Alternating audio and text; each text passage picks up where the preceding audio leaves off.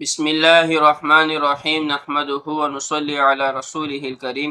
اگر کسی شخص کی کئی نمازیں قضا ہو گئی ہیں تو پھر ایسا شخص جو ہے وقت کے ساتھ ساتھ دن کی تعیین بھی کرے گا۔ مثال کے طور پر اگر کسی شخص کی بہت زیادہ قضا نمازیں ہو گئی فجر کی، تو پھر ایسا شخص جو ہے فجر کی نماز کی قضا کرنا چاہتا ہے اور اس کو معلوم نہیں ہے کہ میری کتنی نمازیں فجر کی قضا ہوئی ہیں، تو پھر وہ شخص اس طرح نیت کرے گا کہ میری آج تک جتنی نمازیں فجر کی قضا ہوئی ہیں ان میں سے میں سب سے پہلی والی فجر کی نماز کی قضا کرتا ہوں۔